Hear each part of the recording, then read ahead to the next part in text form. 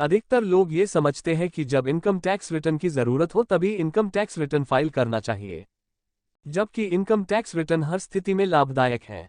जैसा कि अगर आपको व्यापार में हानि हो रही है तो भी आपको आईटीआर की जरूरत होती है, क्योंकि आप सरकार को बता पाते हैं कि आपको घाटा हुआ है। इसलिए हर स्थिति में इसकी आवश्यकता बढ़ जाती है। किसी भी प्रकार का लोन के लिए बैंक ग्राहक से इनकम टैक्स रिटर्न मांगता है। इसके बिना किसी भी प्रकार का लोन लेना मुश्किल है, क्योंकि जब आप लोन के लिए आवेदन करते हैं तो आपका सिबिल स्कोर मायने रखता है। बैंक आपके सिबिल स्कोर और आईटीआर की जांच करते हैं। इसके अलावा यदि एक नौकरी पेशा व्यक्ति अधिक पैसे का लेन देन करता है तो इनकम टैक्स रिटर्न मददगार होता है, और किसी भी तरह की प्रॉपर्टी खरीदने बेचने, बैंकों में छोटा या अधिक डिपॉजिट करने के बाद इनकम टैक्स डिपार्टमेंट से नोटिस मिलने का खतरा भी कम रहता है। यदि आपको ज्यादा रकम का बीमा कवर यानी टर्म प्लान लेना है तो भी बीमा कंपनियां आपकी आय का स्रोत जानने के लिए इनकम टैक्स रिटर्न मांग सकती हैं।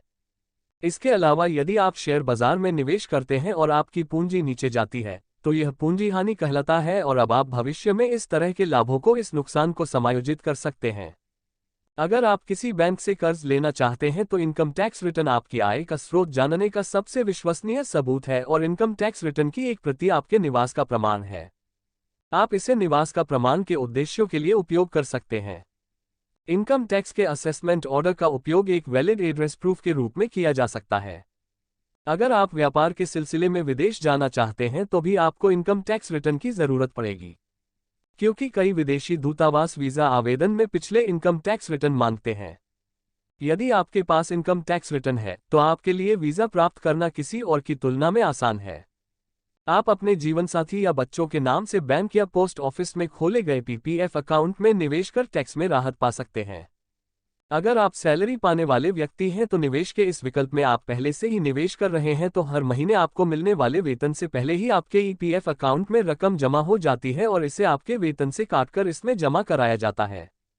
अगर आप अपनी सैलरी स्लिप की जांच करें तो आपको पता लग जाएगा कि आप हर महीने ईपीएफ में कितना निवेश कर रहे। हमें लाइफ इंश्योरेंस प्लान के लिए चुकाए गए प्रीमियम की रकम पर आप इनकम टैक्स कानून के सेक्शन 80C के तहत टैक्स छूट का लाभ उठा सकते हैं, और घर का निर्माण कार्य पूर्ण या रेडी टू मूव प्रॉपर्टी खरीदने के मामले में ही आप इस कटौती का लाभ उठा सकते हैं। आप 2 बच्चों के लिए स्कूल कॉलेज की ट्यूशन फीस पर भी सेक्शन 80C के तहत टैक्स बेनिफिट ले सकते हैं।